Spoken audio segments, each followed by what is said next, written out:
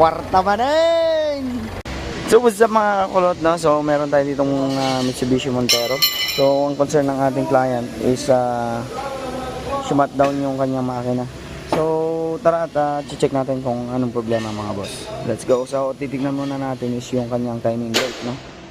Ba't siya nag-shutdown? Ayun muna yung unang gagawin natin mga boss. Buksan na natin yung cover.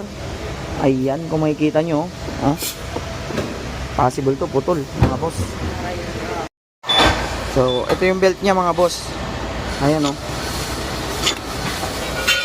Makikita nyo putol na. So ayan, babaklasin muna natin yung ibabaw mga boss. Ayan, para makita natin kung ano yung tinamaan.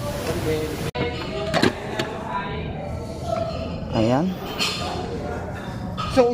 So ayan, valve cover na lang. Tsaka yung itong fuel line. Ayan, tatanggalin natin. Kumbi boss, kumbi.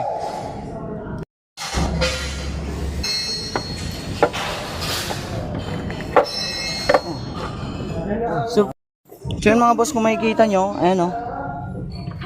Aray ko. Isa. So yun putol, isa. Dalawa. Tatlo.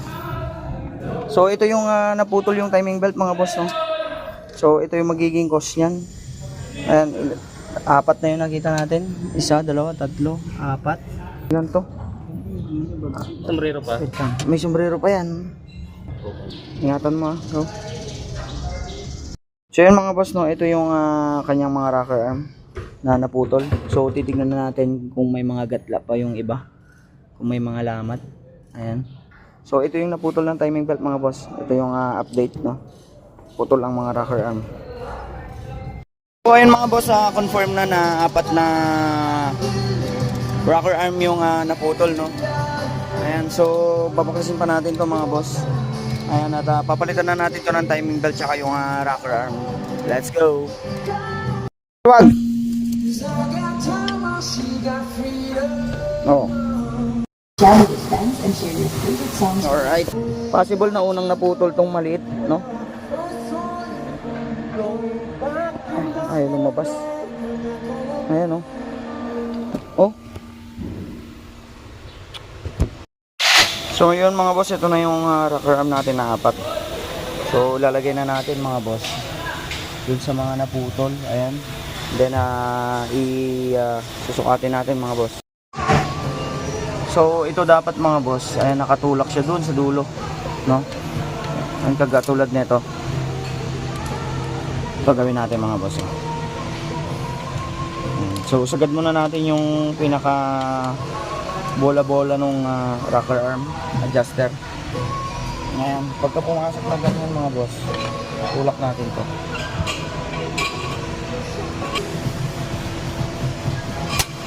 Yun. Okay na. So i-adjust na lang natin to mga boss. Mayroon pang tatlo. Nakabitanan natin. So yun mga boss, no. So tiniming natin to. Ngayon syempre yung piston ng number 1 tsaka yung number 4 bali nakaibabaw na. So ikutin muna natin to. Counter. So kahit mga 1/4 na ikot lang para gigit na yung ating piston, no. So pwede na natin to ikutin. And dahil dalawa pa lang na nilalagay natin na rocker arm.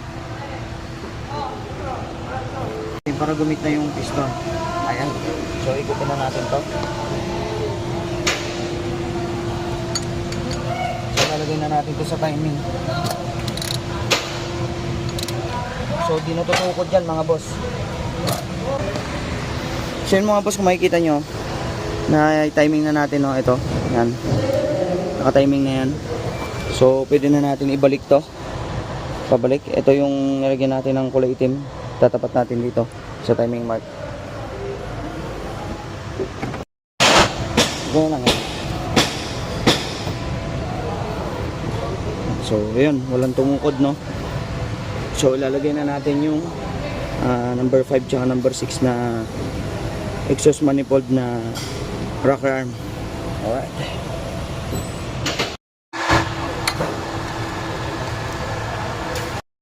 So yun mga boss, nailagay na natin yung mga oil seals, no. Ayan. Bali apat yan sa camshaft.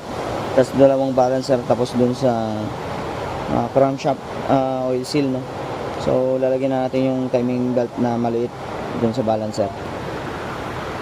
Pakita natin sa inyo kung asan yung mga timing, no, ng balancer. Ito. Ayan. Ayan yung isa.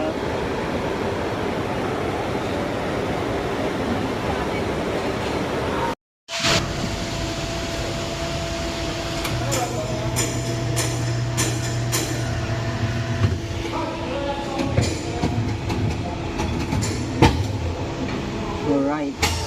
So naka-timing na, lalagyan na natin itong mga boss. Yun mga boss, at okay na, at nilagyan na natin yung rocker arm na 4, no?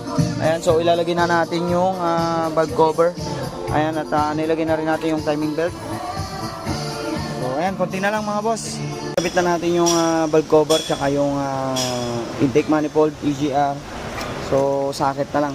So ito yung best feeling pagka patapos na, paglalagay ng mga socket. Tusok-tusok lang. Alright. So yun mga boss, no? Ayan, at nabuo na natin itong naputulan ng belt. Ayan, kitain tayo man, no? Gandar man tata. Go! Start mo! Kinang tayo man, nag-start. Tano nag-start? No, nagtaray ka, kamatin tayo. Sige! Talat! Pitik mo na, pitik. Hop, yan. Isa pa. Wait lang, isa pa. Okay, start!